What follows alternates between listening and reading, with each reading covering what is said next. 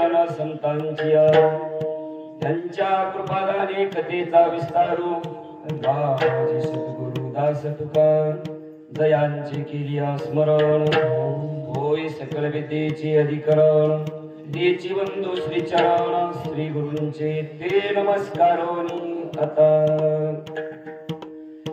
महायोग पिटे तटे विमरत्याम वरम पुंडरिकाय जातो मुनंद्रे समागत तिष्ठन्तमानंद कंदम परब्रह्मलिंगम भजे पांडुरंगम मनोजं मारुततुल्यवेगं जितेन्द्रियं बुद्धिमतां वरिष्ठं वातात्मजे वानरायुक्तमुख्यं श्रीरामदूतं शरणं प्रपद्ये लोकाभिरामं रणरङ्गधीरं राजीवनेत्रं रघुवंशनाथं कारुण्यरूपं करुणाकरन्तं श्रीरामचन्द्रं शरणं प्रपद्ये विठल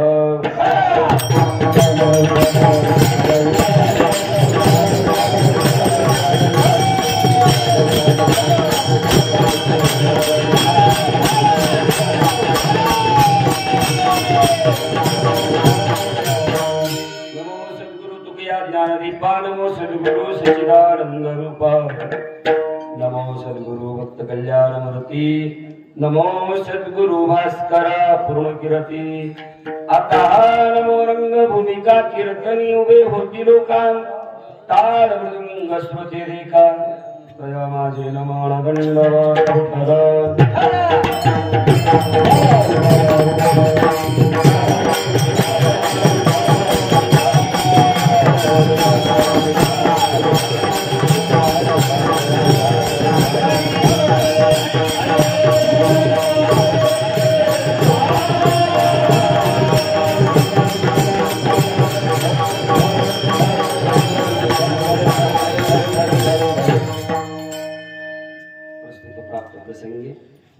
संप्राप्त सेविकता निवडलेला अभंग देऊचे सुप्रसिद्ध साधू वैराग्याचे महान मेरू महान भगवत भक्त संत सम्राट विश्ववंदनीय महाराष्ट्र भूषण जगमान्य जगदवंदनीय जगद्गुरु श्री संत तुकोबाराय यांचा अखिल विश्वाला पावन करणाऱ्या चंद्रभागा मातेप्रमाणे असणाऱ्या अभंग गाथ्यामधील 4092 अभंगापैकी 3403 क्रमांकाचा अभंग सेवेला विडला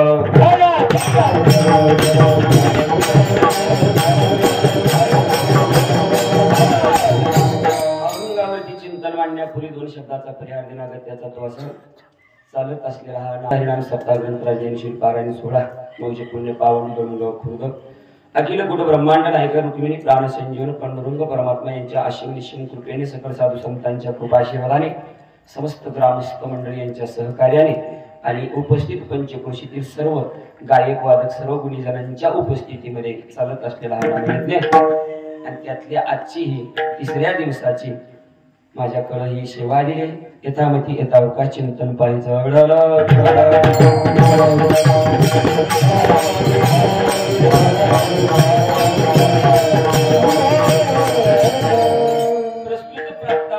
प्रतिपाद्य विषय असा आहे जगद्गुरु तुकोबाराय या अभंगामध्ये हरिजनाला एक सूचना करतात. एक शंका आहे तुकोबारायांना हरिजनच दिसले का आम्ही बाकीचे सामान्यांनी काय केलं असंही होईल. भावार्थाच्या नंतर वेळ मिळाला तर शंकेचं निरसन पाहू तुकोबाराय म्हणतात हरिजनाला एक सूचना करतात. काय करतात हरिजन चित्त न घाला सूचना करतात. काय करतात हरिजन चित्त न घाला तेथे तुम्हाला एक सूचना एक सांगणं आहे. काय हरिजनानो तुम्ही तिथं चित्त घालू नका. कुठं हरिकते विन इच्छिते स्वहित जे घटक भगवान परमात्म्याच्या हरिकतेशिवाय नामचिंतनाशिवाय आपलं सुहित व्हावं अशी इच्छा प्रगट करतात त्या ठिकाणी तुम्ही तिथं चित्त घालू नका. सगळे सारखी स्थिती विचारायला गेलेले. आमचे बालू महाराज आम्ही लहानपणी आम्ही मग आता आम्ही जर थोडस मोठं त्यांनी कुठलं तरी विचारायचं मग त्याच्या पुढं आता त्याच्या पुढं काय म्हणजे मऊ लागले की माणसं कोपरानं सुद्धा खांदाला कमी करीत नाही. मग त्यातला एक विचारायला गेलेला साधक तो म्हणला, महाराज तुम्ही म्हणलेलं कळालं आम्हाला की आम्ही कुठं चित्त घालायचं नाही, जो हरी कथेविन सोहिताची इच्छा करतो तिथं आम्ही चित्त घालायचं नाही.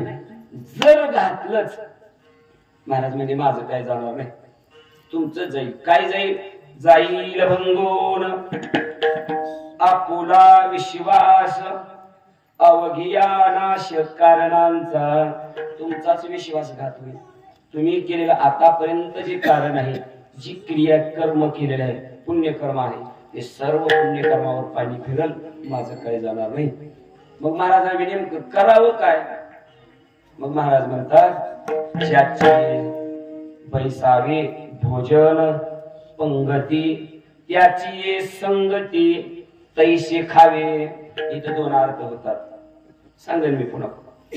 महाराज म्हणतात ज्याच्या पंक्तीला आपण बसलो तीच भोजन खायचं, दुसऱ्याची इच्छा करायची नाही. मग काही जण ते म्हणजे महाराज भाऱ्या गाड्या त्याच्या पंक्तीचं बोल नाही मी.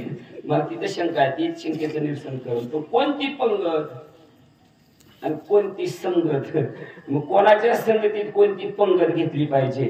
महाराज म्हणतात आपण ज्याच्या पंक्तीला राहिलो, लय पडझड आहे. परमार्थात राहून परमार्थातला आनंद घेत नाही, जे परमार्थात घ्यायला पाहिजे ते घेत नाहीत. म्हणून तुकोबारांनी प्रमाण दिले, ज्याची या वैसावी भोजन पंगती त्याची संगती तैसे खावे. एक जण म्हणला, मग तुम्ही आतापर्यंत सगळं सांगितलेलं नाहीच केल्यावर आणि आम्ही वेगळंच केल्यावर तुकाराम महाराज म्हणले, मग तू देवापेक्षा मोठायचा. आता काय बोलायचं? तू का म्हणे काय झाले ती जाणते, देवा ही परत येत थोर तुम्ही. मग आता काय तुम्ही जाणकर एवढी झाली, आता तुम्हाला असले महाराज उकडून जरी पाजले तरी तुम्हाला गुणी ना, तुम्ही देवापेक्षा. याच्या पलीकडे काय सरळ सरळ अभंगाचा भावार्थ आहे.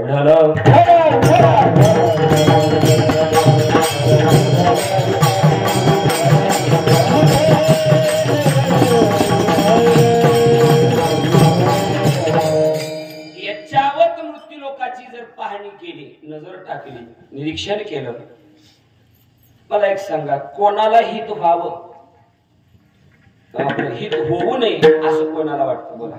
हातवरी करा, कीर्तन झाल्यावर 11 रुपये बक्षीस घ्या, असा कुणी आहे का? मुंगी पासून ब्रह्मादेवापर्यंत बाकीच्या प्राण्याला कळत नसेल, पण त्याला तो सुद्धा या जन्म मरणाच्या चक्रातून सुटावं वाटतं. मरणाला तोही वेगळेच. कारण 4 प्रकार नाथ महाराज भागवतामध्ये वर्णन करतात. 4 प्रकार काय आहेत? सारखे आहेत. कोणते? आहार निद्रा भय मैथुन सर्व योनी समसमान परी मनुष्य देहीचे ज्ञान अधिक जाण सर्वथा. आहार, निद्रा, भय आणि मैथुन या 4 क्रिया सर्व योनीत सारख्या आहेत. फक्त ज्ञान माणसाला याच देही घडे देवाचे भजन आणि काही ज्ञान फक्त देवाचं भजन करण्याचं ज्ञान फक्त बाहुली मनुष्य देही निज ज्ञान घातले पाही. मनुष्य रूपाची बाहुली तयार केली आणि निज ज्ञानाचा ठेवा परमात्म्याने या बाहुलीत घातला.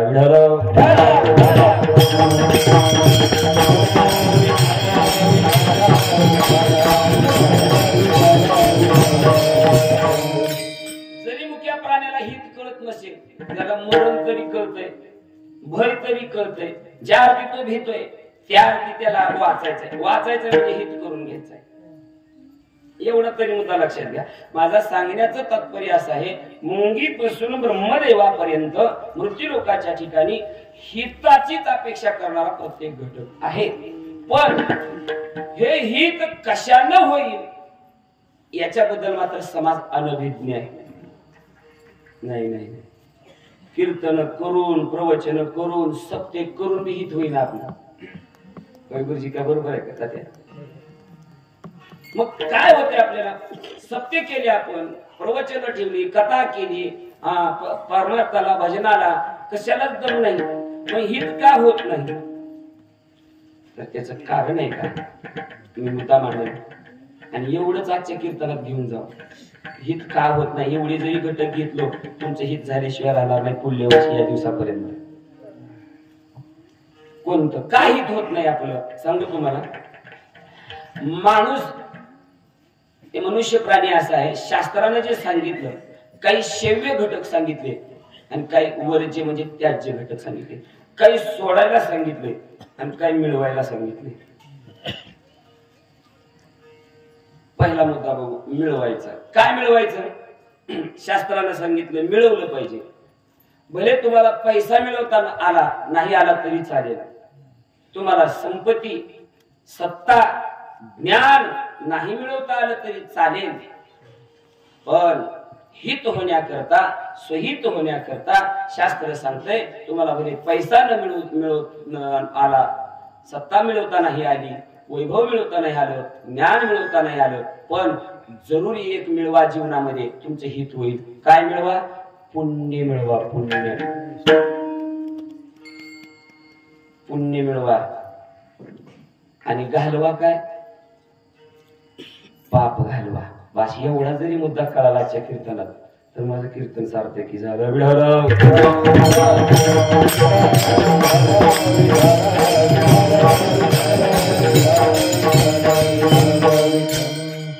लगेच समाजाच्या डोक्यात शंका निर्माण झाली. महाराज म्हणले तुम्ही पैसा नाही मिळवता आला चालेल, सत्ता नाही मिळवता आली चालेल, ज्ञान मिळवता नाही आलं चालेल, पण काय मिळवा म्हणता?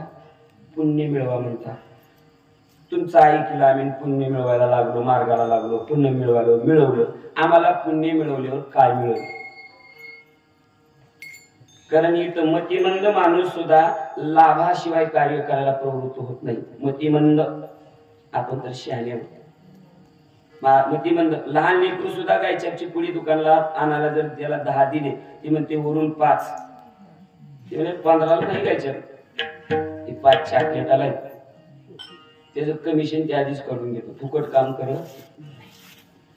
आम्ही पुण्य मिळवायचं आहे, मग तुमचं ऐकून आम्ही पुण्य मिळवायला लागलो, पण फायदा आम्हाला पुण्य मिळवण्याची गाड्याने 3 फायदे. हे 3 फायदे कळाले की हित कळेल तुम्हाला. पहिला फायदा आहे पुण्य मिळवण्याचा. पुण्य मिळवलं, पुण्य पदरात असलं की चांगल्या लोकांची भेट होती. पहिला फायदा पुण्याचा. चांगल्या लोकांची भेट होती. दुसरा फायदा, पुण्य मिळवलं की माणसाचं मन मोकळं होतं.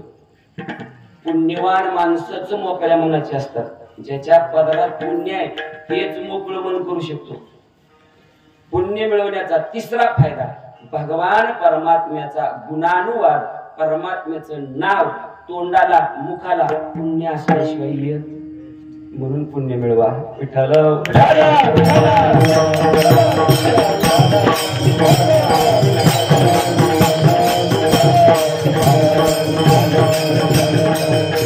बघा तुम्ही, पहिला फायदा सांगतो मी पुण्य मिळवण्याचा.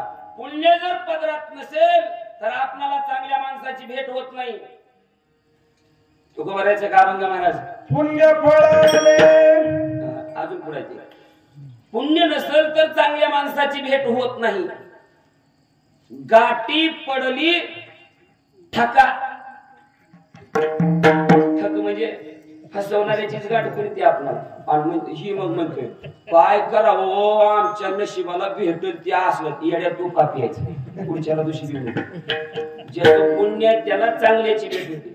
तू का म्हणे पुण्य गाठी तरीच भेटी उचिताची. उचित म्हणजे योग्य माणसाची गाठ भेट होण्यासाठी पुण्य पदरात पाहिजे. पाप्याने ह्याची अपेक्षा बी करायची नाही. योग्य भेट होण्याकरता पदरामध्ये काय पाहिजे? पुण्य पाहिजे.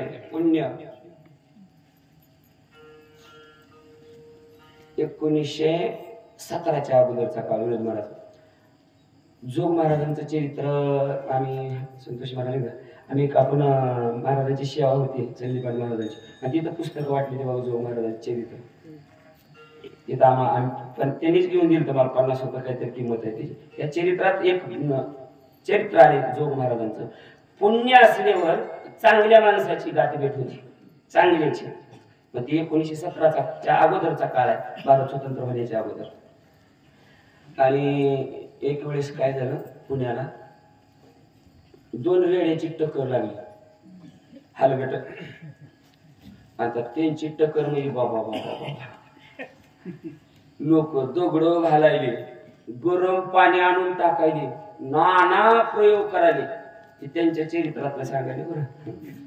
पुण्य असल्यावर चांगल्याची भेट होती. आणि मग 2 रेड्याची टक्कर लागली, जाम टक्कर. कुठलाच रेडा माग सरकारला तयार नाही. त्या बिचाऱ्याचा असाय बघा त्याच डोकं.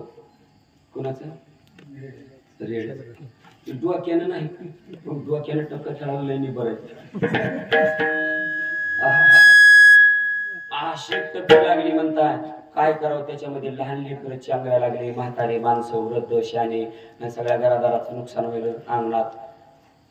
आम्ही शेतात राहिलो होतो आणि आमच्या गाईला एक बोर म्हणजे खोंड जातो, पण वीची तर होतं ती वर्षाच. 4 माणसाला 9 चुलाचा वांडका बांधलं होतं भाऊच्या पाट्यापाशी तिथं. आणि 4-5 घर होती अशी कुडाची. कोणी बारकं गाबडे गेलं, ते सायकलीचं काय मोटरसायकलचं टायर त्याच्या पुढे टाकलं. त्यानं आखा वांडकाची फिरवी झिंडला आमच्या त्या घराच्या पुढून. एकाची बी कुदळी ठेवलं नाही, एखादा बी कुरडा ठेवला नाही, पुढं वतलं नाही, साफ सफाई सगळं. तशी या वेड्याच्या टक्करीत व्हायला लागली, सगळी नासधूस व्हायला लागली. आणि नासधूस व्हायली. मग इंग्रजाचा काळ होता, 47 अगोदरची घटना. इंग्रजाचं राज्य होतं आपल्या भारतावर त्यावेळेस. आणि मग त्या प्रांतातल्या लोकांनी काय केलं, इंग्रजांना कॉल केला, म्हणजे शासनाला कळवलं की बाबा अशी अशी टक्कर लागली आणि तुम्ही याला काहीतरी करा आणि आवरा हे. मग त्यांनी ती पाठवून दिली माणसं, पण ती रिकामी आली नाही. AK-47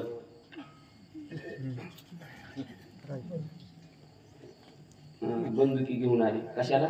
रेड्याची टक्कर थांबवायला. आता एवढ्या लोकांनी प्रयत्न केला म्हणून रेड्याची टक्कर थांब नाही. आता ही लास्ट पर्याय काय? रेड्यावाला काय करायचं? अशी रेडी ऐकायला गेली की रेड्यावाला काय करायचं? आणि मग ते आले बाबा. आणि मग सगळा समाज सरकला. ते अशी बंदुकी घेऊन एवढ्यामध्ये जमाव काय थांबलाय म्हणून तिथूनच त्याच रस्त्याच्या कडेने आपले वारकरी शिक्षण संस्थेचे अध्यक्ष श्री जोग महाराज आणि त्यांचे थोरले बंधू पांडोबा महाराज. चरित्र वाचल्याशिवाय एवढं सांगत नाही मी सविस्तर. आणि दोघं जात होते तिथून. त्यांनी बघितलं कशाची गेले. तिथे गेले तरी इंग्रज सैनिक त्यांना गोळ्या मारायला. त्या दोघांनी थांबवलं. अय थांबा म्हणे. म्हणजे काय झालं? का मारताय मग या प्राण्याला? ते म्हणजे का मारता म्हणजे? अरे इथं माणसाचा जीव घ्यायला त्याने का मारता म्हणजे? मारायचं नाही म्हणजे.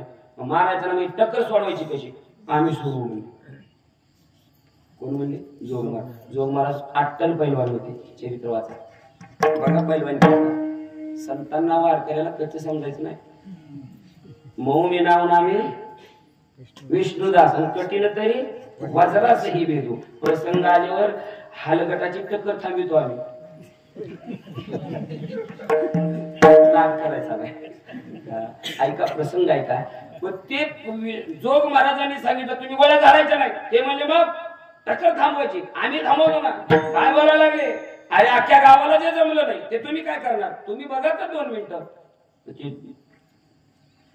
ठेवलं काढून ती बंदुकी काढून ठेवलं. म्हणजे पीठ वाटप कर. आणि जोग महाराज म्हणजे पांडवा. पहिल्या भाषा ह्याच्याच होत्या. पांडुरंग नाही होतं पण पांडूला पांडवा, संतोषला संतोष्या, संतू बनवाय. कारण आपणचा आमचा फेवरेट शब्द होता संतोषा म्हणायचे. आणि तीच पुढे परंपरा आमच्या सुदिम्यानं चाललेली आहे. सुद्धा माहिती त्याचं पण आम्ही त्याला सुदिम्या म्हणतो, ती संतोषा म्हणते.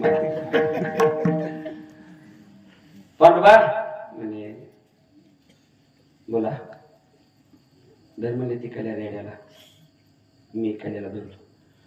पांडुबाने 1 रेडा शिंगाला धरला आणि जोग महाराजांनी 1 रेडा शिंगाला धरला. 1 किलोमीटर रेडा मी न्याला. 1 किलोमीटर. दृष्टांत संपला. 1 मिनिटापूर्वी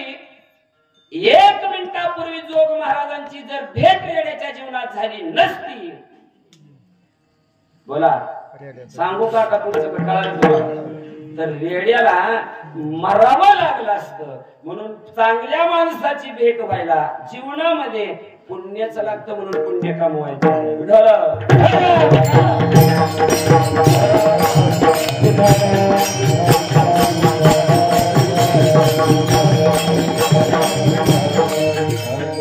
माऊलीच्या चरित्रामध्ये सुद्धा एका रेड्याला माझ्या ज्ञानोबारांची भेट झाली. परिणाम रेडामुखी वेदा बोलविला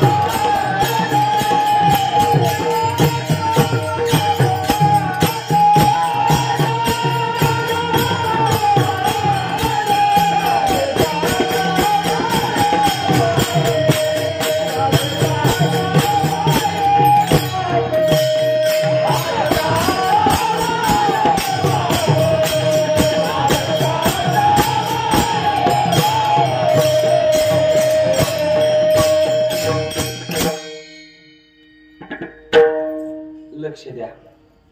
एका रेड्याला ज्ञानोबारांची भेट झाली. काय त्या रेड्याचे बी पुण्य. तुका म्हणे पुण्य गाठी तरीच भेटी उचिताची. पुण्य पाहिजे पदरामध्ये. मग या रेड्याला भेट झाली ज्ञानोबारांची.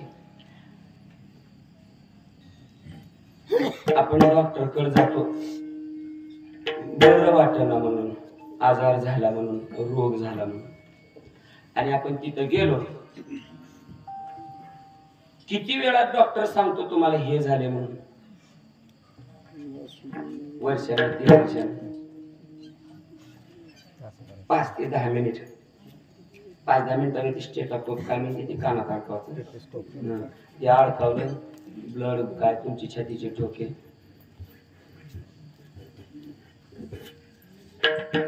मग डॉक्टर सांगतो तुम्हाला हे होतंय, तुम्ही हे करू नका, हे करा आणि ह्या गोळ्या घ्या.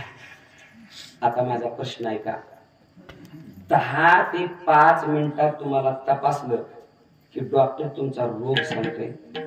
हे ज्ञान प्राप्त व्हायला डॉक्टरला किती घासावी लागली अगोदर? अभ्यास किती करावा लागला? दुपारी कधीच विषय निघालतात. कष्ट किती खावे लागले त्याला. एवढं रोगाचं ज्ञान व्हायला डॉक्टरला एवढे वर्ष खावे लागले. पण रेडा असा प्राणी आहे. रेडा सर्कस मध्ये सगळे प्राणी आहेत. वाघ आहे तो काय म्हणते त्याला काय रिंग मास्टर का रिंग मास्टर. तो रिंग मास्टर वाघाला आकळू शकतो, सिंहाला आकळू शकतो, सिंहाला वळण लावू शकतो. सिंहाला सुद्धा म्हणलं ना चाल चाल चाल लगेच चालत. वाघ बोलवलं की, चित्ता बोलवलं की मांडीवर बस म्हणजे की मांडीवर बसतील. पण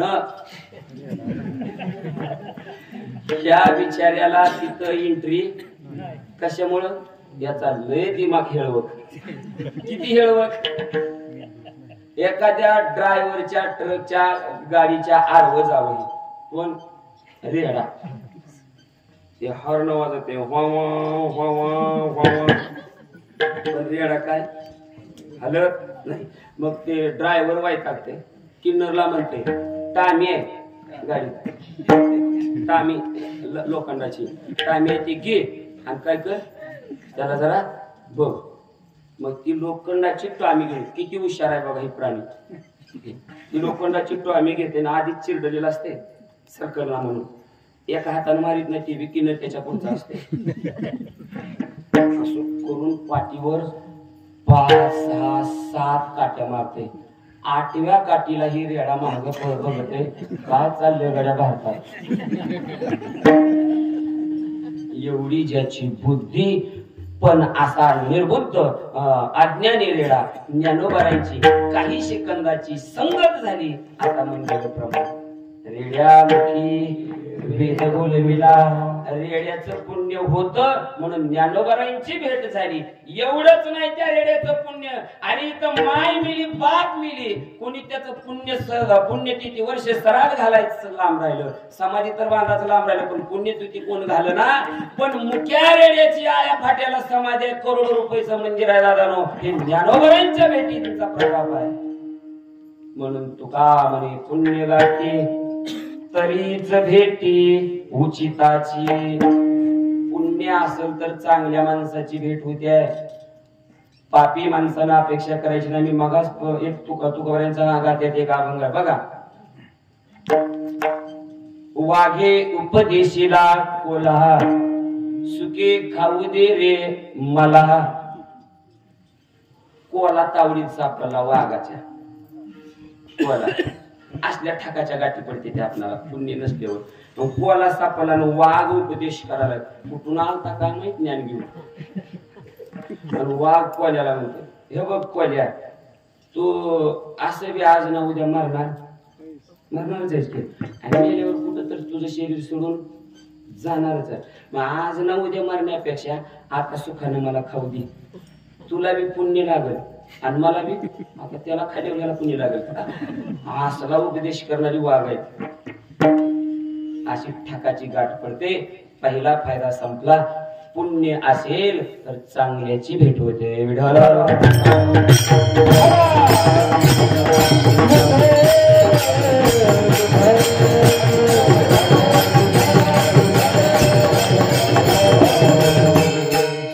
नंबरचा फायदा पदरात पुण्य असेल तर त्या माणसाचं मन मोकळं होतं मोकळ्या मनाची माणसं अशी सहजासहजी भेटत नाही ज्याच्या पदरात पुण्य आहे तोच माणूस मोकळ्या मनाचा मोकळे मन रसाळ वाणी याच गुणी संपन्न पुण्य असल्याशिवाय या गुणानं संपन्न मिळत नाहीत म्हणून एकदम योग्य प्रसंग आला बघा मोकळं मनाबद्दल बोलायला पुण्य असल्याशिवाय मोकळं मन होत नाही म्हणून आपल्याच गावातील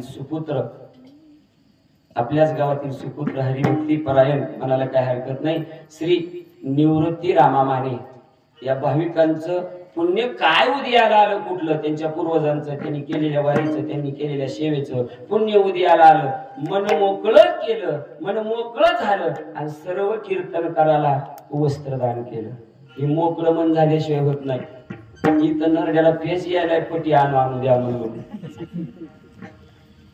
पुण्य असल्याशिवाय पैसे असून सुद्धा जीव वाटत नाही त्याचं मोकळं मन होत नाही हो पदरात पुण्य लागतं पुण्य विठ्ठल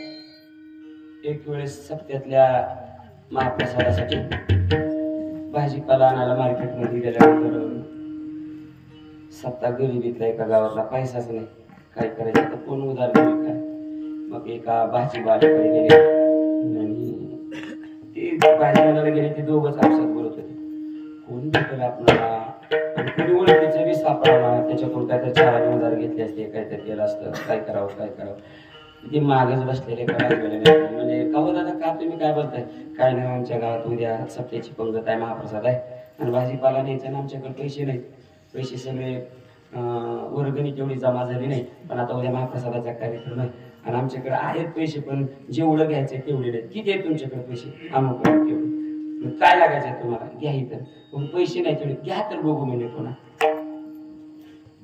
जवळजवळ 2-2.5 हजाराचं माळ त्यांच्यापासून घेतलं आणि यांच्या खिशात फक्त 700 रुपये मग ते त्या दोघांनी पैसे काढले त्याला सांगितले हे आमच्या जवळ आहे तेवढे घ्या आणि तुमचा नंबर तुमची ओळख तुम्ही कुठले आहात आम्ही जमा झाले की पुढच्या वर्षीपर्यंत का असणार तुमचे पैसे ते म्हणला ते 700 बी राहू द्या आणि 1 रुपया सुद्धा तुम्ही देऊ नका. 2500चं माळवं भरल्या बाजारात फुकट दिलं.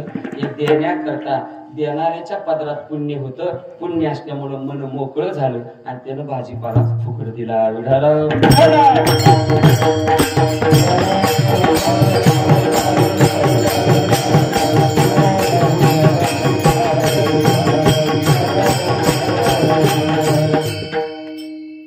पुण्य मिळवण्याचा फायदा तिसरा, भगवान परमात्म्याचा गुणानुवाद. भगवान परमात्म्याचं नाव मुखाला येतं पुण्य असेल तर. ज्याच्या पदरात पुण्य आहे त्यालाच देवाचं नाव येतं. नाहीतर करंटे कपाळ ज्याचे नाम नये वाचे सदैव सभाग्य तोची हरिरंगी नाचे. करंट्या कपाळाचा म्हणजे पुण्य नसलेला करंट्या कपाळाचा माणूस, त्याच्या तोंडाला देवाचं नाव येत नाही, त्याला मंदिर दिसत नाही, त्याला सप्ताह दिसत नाही, त्याला वारी कळत नाही, त्याला पंढरपूर कळत नाही, त्याला आळंदी दिसत नाही. का? पदरात पाप आहे. अजून एक सांगू, लय चांगलं आहे हो. तो कागद बोलायला पाण्यात बुडवला चिंतन. कागद बोला आता हे झालं ती कल काय झालं ते बरं. पुन्हा तो कागद सुकला. भारी कंपनीचा नोटाचा कागद होता तो, त्याच्यावर छापलेला नव्हतं कागद होता तो. आणि तो सुकला आणि त्याला लॅमिनेशन केलं. कागदाला लॅमिनेशन केलं आणि आता तो कागद टोपल्यातल्या पाण्यात बुडवला. आता सांगा कागद ओला का कोरडा? तसंच आहे. ज्याला कळालं त्याला टिबल धन्यवाद, नाही कळालं तरी इसकटून सांगतो. इथं येऊन सुद्धा कीर्तनकारानं सांगितलेलं डोक्यात बसत नसल, आचरणात येत नसल, पापाचं लॅमिनेशन आहे. विढाला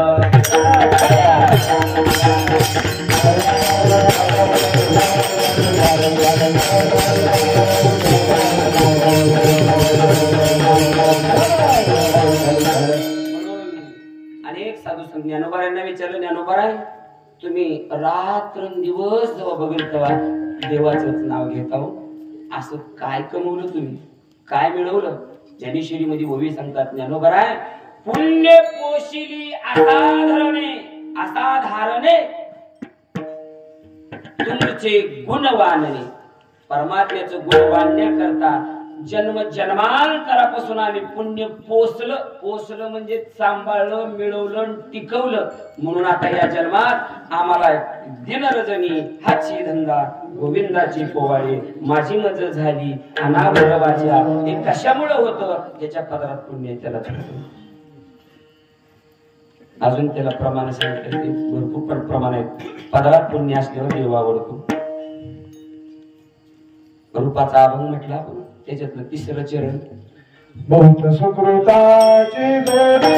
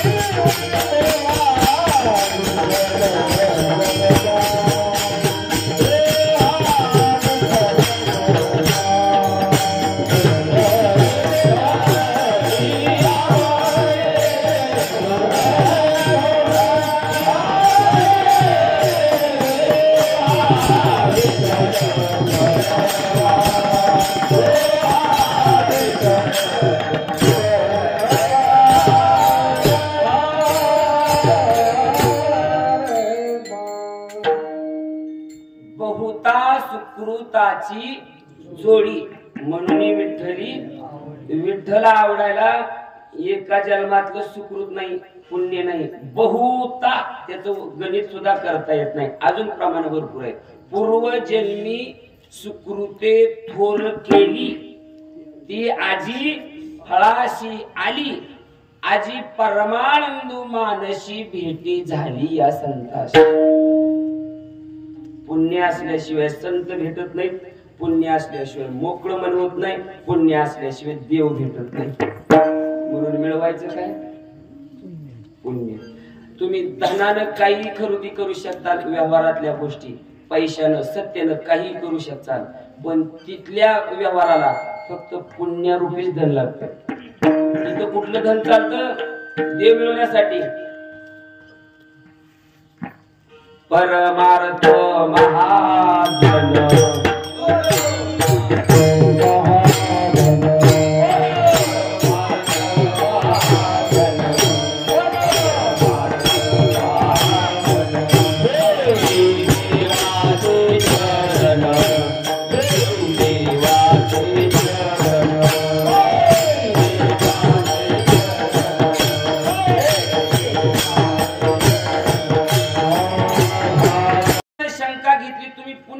सांगतात. धन नाही मिळवलं तरी चालतं म्हणतात, पण व्यवहार कशाने चालतो? एसटीत बसून जायचं. काय लागतं? तुमचं पुण्य येते का कामाला? हो, असं तर येतंय. जवळ असलं तर येतंय, पण तुझ्या जवळ पुण्य बी नाही आणि खिशात गिनी बी नाही. की मराठी म्हण, खिशात नाही गिनी सुंदरा गाणं म्हण. अशी अवस्था होती. एक तर तुमच्या पदरात पुण्य तर पाहिजे, नाहीतर दाम तर पाहिजे. नसू द्या धन, पुण्य असेल, कुणीही तिथं परमात्मा त्या पुण्यावर उभा करतो. का महाराजच काय झालं? तर पैसे नाहीत, मी तिकीट भरतो. कंडक्टरला ते दाब देऊन होतं, हे महाराज दिसत नाही का? पैसे किती? 25. 35 घे. 25 लागायचे, 35 द्यायला तयार होतो. कारण 35 द्याने एवढं तरी पुण्य आपल्या पदरात पाहिजे. पुण्यच कामाला आहे. म्हणून पुण्य मिळवायचं. हे 3 मुद्दे संपले. पुण्य मिळवायचं सांगितलं ना. एक मिळवायचं काय? आता घालवायचं काय? काय घालवायचं? बायकोला घरात लय यायचे नमुने तुम्ही हसायला. काय काय म्हणते? काय बी असो बाबाला त्यांचं सरकार घालवायचं. आपलं सरकार घालवायचं, नादा जाऊन सगळंच घालवायचं. तुला का 35 एकर जमीन होती, गुंठा राहिला 35 घालवलाच. तू त्याचं सरकार आहे तसंच राहिलं, पण तुझी 35 गेली. जे घालवायचं ते माणूस घालवायला जात नाही, नको ते घालवायला जात, दुसरंच घालून बसत. घालवायचं काय? पाप. का पाप घालवायचं? कारण पापाचे परिणाम, पापाची फळ आहेत. पाप पदरात असल्यावर काय काय भोगावं. हे 3 मुद्दे पहिलेचे, ही 3 6 कळाले की हित कळालं. पापाचं पहिलं फळ आहे, ज्याच्या पदरात पाप आहे त्याला मायन बाप आवडत नाही. ज्याच्या ज्याच्या परिसरामध्ये भोवताली, ज्याच्या ज्याच्या संपर्कामध्ये जी माय बापाला न सांभाळणारी मुलं पोर आहेत, तुम्ही निश्चित समजून जायचं याच्या पदरात पाप आहे. पुण्य नाही म्हणून माय बाप आवडत नाही त्याला. नको ऐसा झाला बाप, आले पाप वस्तीसी. किंवा तुका म्हणे पाप माय नावडे ज्या बाप. ज्याच्या जवळ पाप आहे त्याला माय आवडत नाही आणि बाप ही आवडत नाही. ती पुण्याचं फळ आहे. आणि मायन बाप नाही आवडल्यावर मला सांगा काय राहिलं? सकळ तीर्थाची घडे, जे का माता पितरे तया सेवेशी शरीरे रोन कीजे. पुंडलिक रायाच्या जवळ सुद्धा पापच होतं म्हणून सुरुवातीला मायबाप आवडत नव्हते. कुठंतरी थोड्या पुण्याचा उदय झाला, चांगल्या माणसाची भेट होण्यापुरतं पुण्य पदरात होतं. मग तेवढे ढकलतात, गाडी चालू करत तो गुटखा दिला पेट्रोलचा, मग धाराशिवपर्यंत जाते घासले. आहे की नाही, बरोबर आहे का? तेवढं बी पुण्य झालं पदरात की पुन्हा गाडी चालू झाली की आपणाला तिथवर जायचं तिथवर पुन्हा तिथे बंद पडले का असेल. पण गुटखा द्या कुठेतरी पुण्य इथं झटका बसायला पण गुटखा नाही पुण्याचा. कशाचा झटका? आट्याचा. गेलं पुण्यच नाही. म्हणून ऐका पुण्य कुठंतरी थोडं होतं पुंडलिक राहायचं. काशीला घेऊन चालला होता. कसा चालला होता हे नाही म्हणायचं तसलं. माय बापा गळ्याला दोर लावला आणि बायको खांद्यावर घेतली. एवढी प्रिय होती पत्नी बापामुळं. आणि वाटेत कुकुटमुनी आश्रम कुकुटमुनींचा आश्रम भेटला आणि आश्रमात एक रात्र मुक्काम करण्याचा प्रसंग आला. सकाळी पुंडलिक लवकर उठला. प्रातस्नानाला पाठवला. उठला, स्नान वगैरे केलं, बसला तर पुंडलिक रायाच्या देखत 3 स्त्रिया मलिन झालेल्या अतिशय घाण अवस्थेमध्ये त्यांच्या शरीराकडे बघितलं की चिळस येईल उचमळण माणसाला ओकार्या येतील असल्या घाणेरड्या स्वरूपात 3 आल्या. आतमध्ये आश्रमात गेल्या. पुंडलिक तिथंच आहे आणि 5 ते 10 मिनिटात बाहेर आल्या. त्याच 3 गेलेल्या स्त्रिया एवढ्या दिव्य स्वरूपात बाहेर आल्या की त्यांचं तेज सूर्यापुढं फिकं पडत एवढ्या तेजस्वी होऊन आल्या. पुंडलिक रायाने त्या 3 घेणारे अडवलं, ऐ थांबा. मग त्या थांबल्या. म्हणजे तुम्ही कोण आहेत गाड्या मला सांगा म्हणलं. काय बाबा काय जाताना तर असल्या होता आणि येताना जसं जाताना बघा आता त्या अलीकडे निघालं. ब्युटी पार्लरला नेताना नवरी वेगळी असते आणि आणल्यावर त्या घरच्याला बी ओळखू येत नाही. कारण गावात पाणी नसते तोंड देवाला धाराशिवाय मला. पुंडलिक राहायची तशीच अवस्था झाली. जाताना तुम्ही अशा मलिन अवस्थेत होत्या, आता एवढ्या दिव्य स्वरूपात आल्या. काय आहे गमक? काय याच्या मागचं?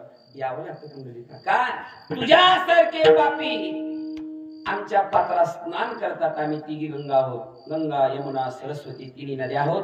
तुझ्यासारख्या पाप्यानं पाप धुतलं ना आमच्या पात्रामध्ये आणि त्या पापानं मलिन होतो. मग हे पाप गेलं कशानं?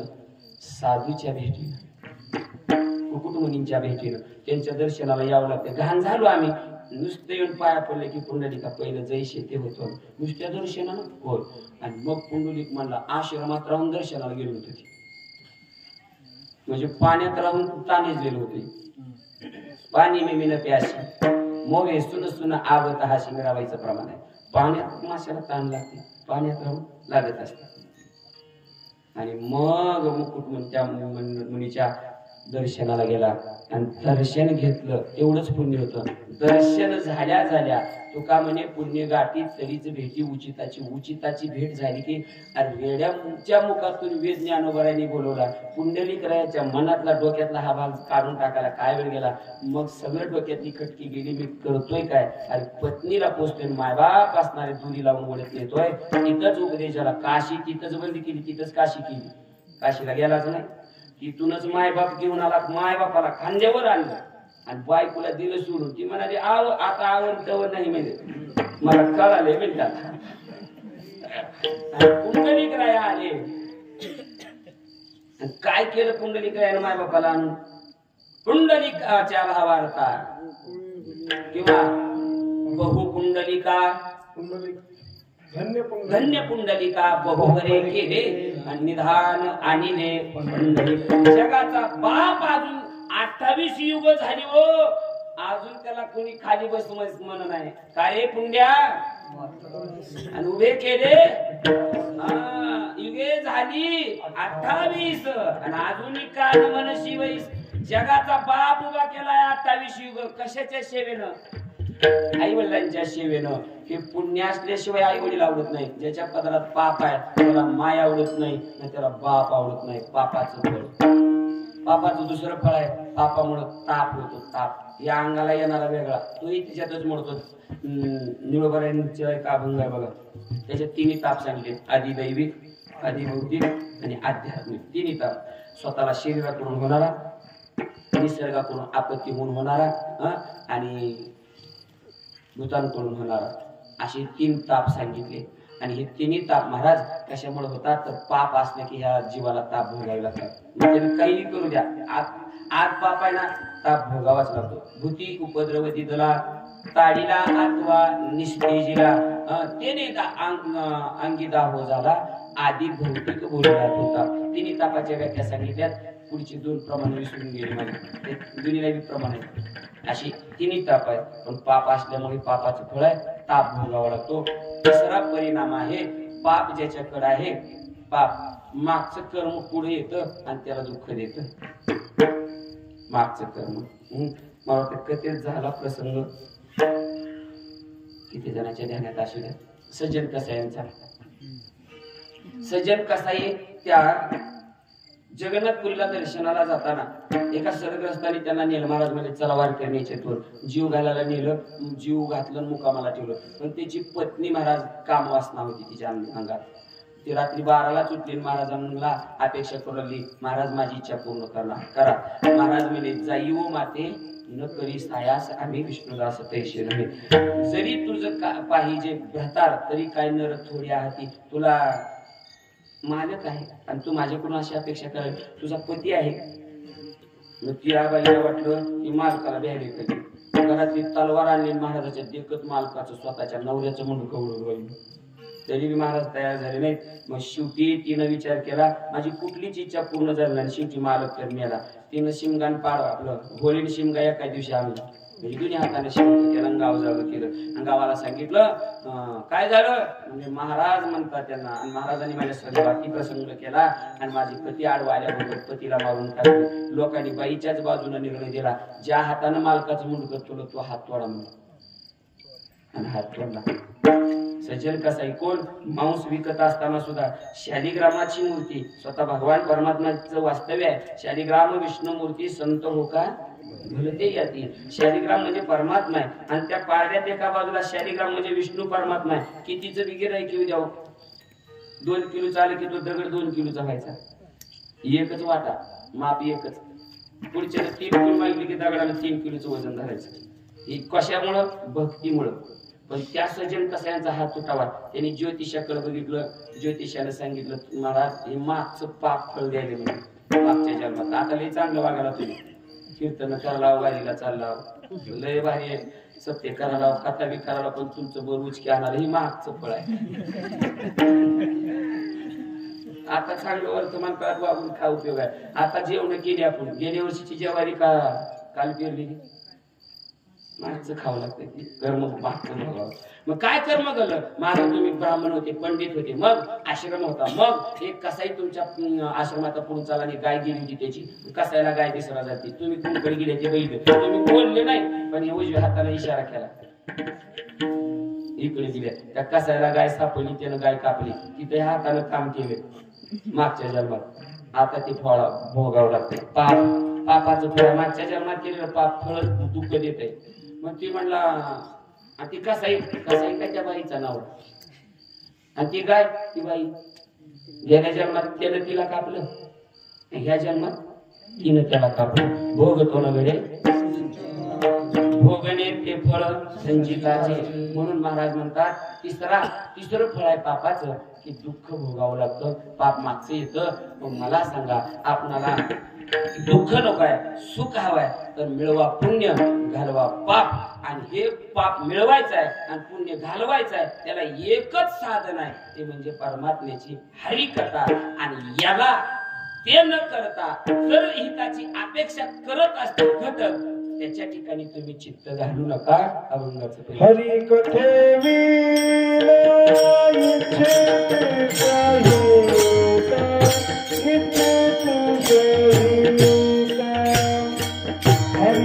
सगळेच लोक चांगलं म्हणत नसते. काही जणाला प्रगती पावत नसते. काही जणाला काय पोटात वैते त्या आणि ती काही नाही का कुठं ना कुठं त्याला अडवण्याचा, त्याला कुठं तरी फासा टाकण्याचा. आणि एक सांगतो तुम्हाला खरा महात्मा तुम्ही किती बी फाशी टाका एक दिवस तुम्ही त्या फाशात अडकला, टाकणाराच अडकला पाहिजे. आणि तसंच झालं. आणि या कानोपाटकांना फासा टाकला गावातल्या चांगला चौकडीने. आणि यांना उशीर झाला आणि घरी निरोप दिला बायकांना पत्न्यांना. महाराज म्हणजे रस्त्यात गेले की तुमची सर्पदंशान. त्या पत्न्या होत्या धर्मपत्न्या पतिव्रता.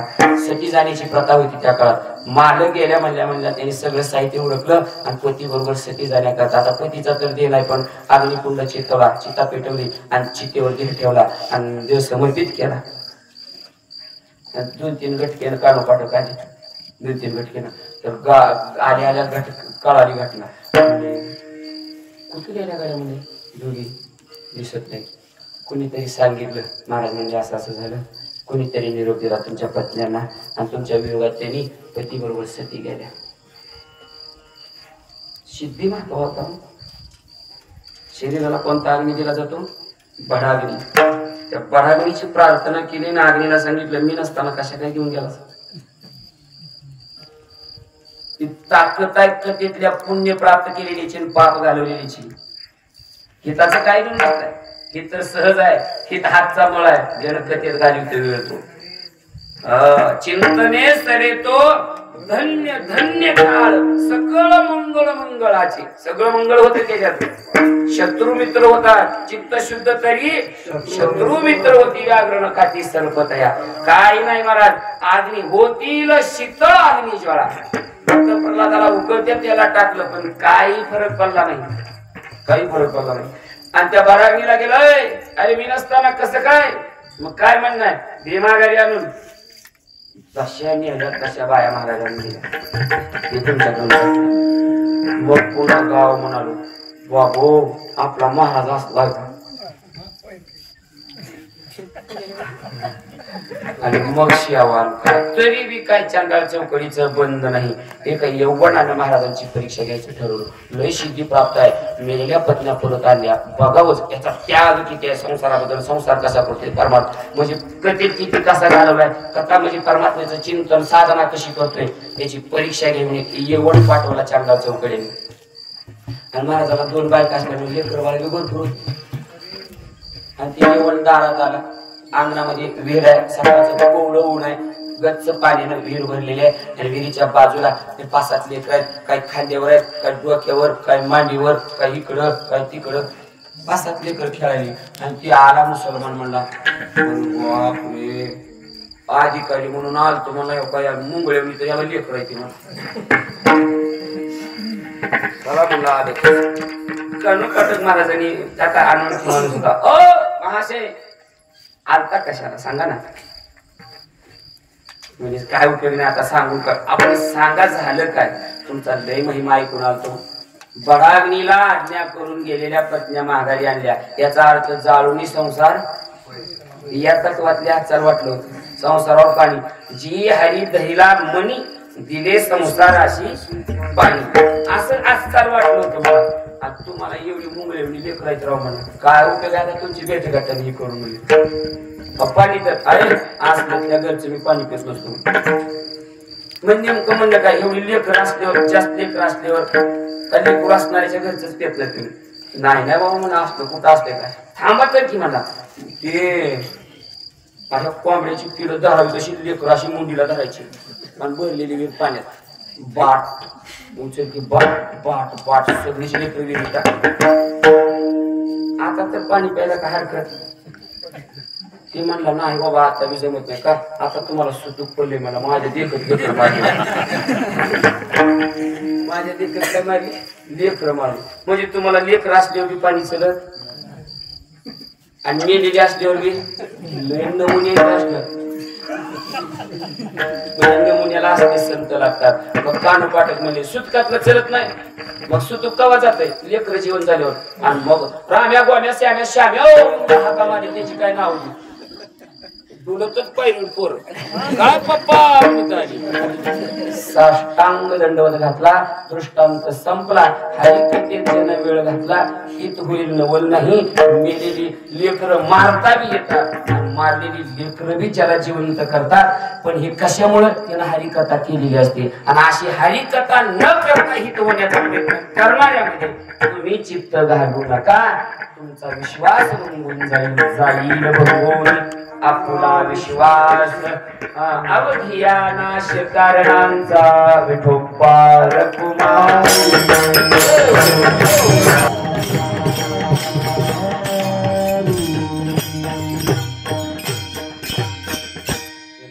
अवकाश अभंगाच्या एका चरणाचा भावार्थ तुमच्या पुढे मांडला. पहिलं चरण झाले अजून 3 चरण वाक्य संपले आपले. कधीतरी हाच अभंग घेऊन राहिलेला विषय पाहू. कारण सप्ताहातलं कीर्तन असतं दररोज सगळ्याच भजनी मंडळाला जागरण असतं त्यामुळं वेळेचं भान ठेवून तुकाराम तुकाराम तुकाराम तुकाराम तुकाराम